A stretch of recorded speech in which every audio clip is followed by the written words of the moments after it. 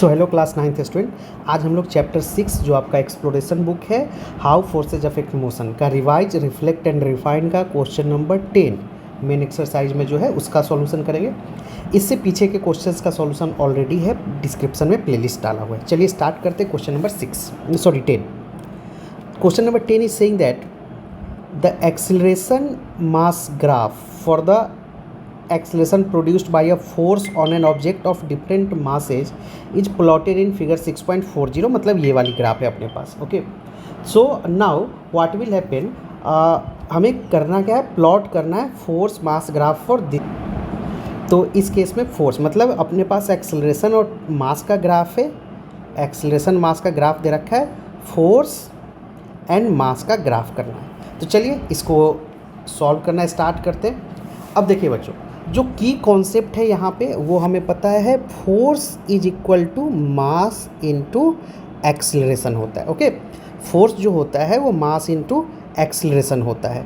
तो force mass into acceleration है, ठीक है। अब आते हैं आगे। अब इसमें अगर थोड़ा सा आप रेफरेंस करो, हम 1 kg मास, 2 kg, 3 kg, 4 kg, 5 kg मास है। इन सभी मासेज पे लगने वाले फोर्सेज को हमने कैलकुलेट करना है, ठीक है। तो अगर मैं 1 kg वाले के लिए कैलकुलेट करूँ, 1 kg मास के लिए कैलकुलेट करूँ, तो देखिए क्या होगा। जब मास 1 kg है तो एक्सेलरेशन कितना है, 10। देखिए यहाँ पे डॉटेड लाइन से एक्सेलरेशन 10 है। मतलब पहले वाले केस में जब 1 kg की बात चल रही है तो उस केस में मास तो 1 kg है ही, 1 kg, एक्सेलरेशन कितना है 10 मीटर पर सेकेंड स्क्वायर। तो इस केस में अगर मैं बात करूं फोर्स कितना है, F इक्वल टू ma होता है। मास 1 है, एक्सेलरेशन 10 है, approximately 10 Newton answer. Similarly for 2 kg वाला जो ब्लॉक है, 2 kg वाले के लिए अगर मैं देखूं, अगर सिमिलरली मैं 2 kg के लिए अगर निकालना चाहूँ सेम चीज़ें, तो 2 kg वाले के लिए अगर मैं देखता हूँ तो 2 kg के लिए एक्सेलरेशन क्या है, एक्सेलरेशन है 5। तो 2 kg वाले के लिए मैं निकालूंगा फिर से, 2 kg एंड एक्सेलरेशन 5 है। तो यहाँ पे मैं इसका फोर्स की वैल्यू अगेन ma होगा, मास 2 इंटू 5 दैट इज 10 न्यूटन। फिर आते हैं अगले वाले केस में, 3 kg वाले केस में। 3 kg वाले केस में थोड़ा सा आगे बढ़ेंगे, यहाँ पे 3 है और अप्रॉक्सीमेटली यहाँ पे आ रहा है। तो ये समवेयर 2.5 और 5 के बीच में है बच्चों। तो चलिए अब इसको थोड़ा सा कैलकुलेशन देख लेते हैं बच्चों। एक बार थोड़ा सा ध्यान से देखिएगा ग्राफ को, हम लोग कैसे इसको ब्रेकअप करते हैं।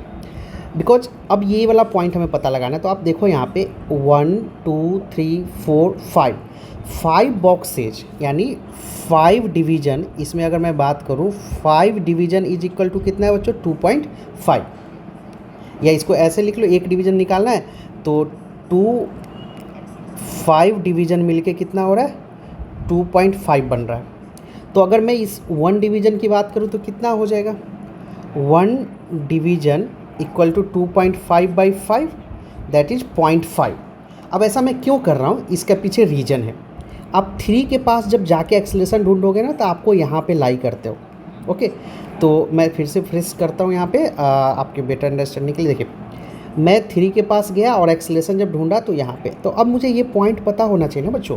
तो ये तभी पता चलेगा जब आपको इस एक बॉक्सेज का मतलब पता हो। तो वो ऐसे हमने 0.5 निकाला। तो अब देखिए 2.5 तो ये ऑलरेडी है बच्चों, 1 और 2 बॉक्सेज है, 2 बॉक्स ऊपर जा रहा है, यानी 2.5 प्लस 0.5 3 प्लस 0.5 3.5। तो ये जो पॉइंट मुझे दिख रहा है, ये पॉइंट कितना है बच्चों, आई होप आपको समझ आ रहा होगा। अगर कन्फ्यूजन है तो आप पूछिएगा, बहुत बेसिक सा मैथ है। ये पॉइंट मेरा 3.5 है। तो अगर मैं 3 kg वाले मास के लिए यही काम करने जाऊँ, 3 kg वाले मास के लिए एक्सेलरेशन कितना है, 3.5। तो इसके लिए भी आप same formula F equal to ma लगाओगे, 3 इंटू 3.5। इसको अगर आप कैलकुलेट करते हो तो 3 इंटू 3.5 जस्ट 10.5 अप्रॉक्सीमेटली 10, मतलब 10.5 है ये, ठीक है। अब आते हैं सेम 4 kg वाले के लिए। अब 4 kg वाले के लिए अगर मैं ढूंढना चाहूँ तो अब इसको हटाते हैं और 4 kg वाले के लिए, तो 4 kg वाले के लिए एक्सेलरेशन कहाँ आता है, यहाँ पे 2.5। तो सेम 4 kg वाले के लिए अगर मैं करूँ तो 4 kg वाले के लिए एक्सेलरेशन ऑलरेडी 2.5 है ग्राफ से, तो इसके लिए भी F इक्वल टू ma लगाऊंगा 4 इंटू 2.5, 4 इंटू 2.5 कर लीजिए बच्चों, 4 into 2.5 that will become 10। Okay, अब सेम काम 5 kg वाले के लिए कर लीजिए। 5 kg वाले के लिए भी मैं देखूँ तो 5 kg वाले के लिए कितना है 2.5। अभी हमने क्या देखा, 1 बॉक्स 0.5 रिप्रेजेंट करता है, यानी 2.5 से 1 बॉक्स नीचे, यानी ये 2 है। ठीक है, तो 5 kg वाले के लिए 5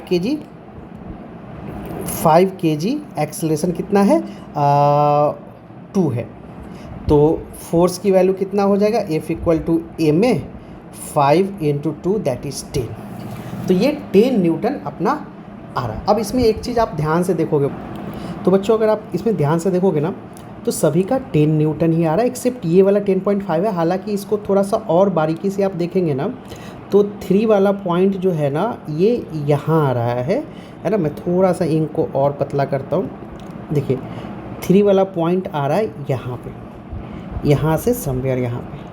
ठीक है, तो बेसिकली इसमें आंसर जो है वो अप्रॉक्सीमेटली, मतलब इसको थोड़ा सा मैथमेटिकल अप्रॉक्सीमेशन करें तो 10। अब आपको कन्फ्यूजन है सर ये क्यों ले रहा हूँ, सी यहाँ पे क्या है ना, चूँकि फोर्स जो है ना सब पे कांस्टेंट आ रहा है बच्चों। ओके, तो आप कहीं भी इसका डिटेल आंसर देखोगे ना तो वहाँ पे ऐसे ही माना गया है कि अप्रॉक्सीमेट वैल्यू अगर 10.5 को अप्रॉक्सीमेट करो तो 10 है। तो एक अप्रॉक्सीमेशन पे बेस्ड अगर हम लोग इसका ग्राफ ड्रॉ करते बच्चों, तो ग्राफ इस तरीके से दिखेगा।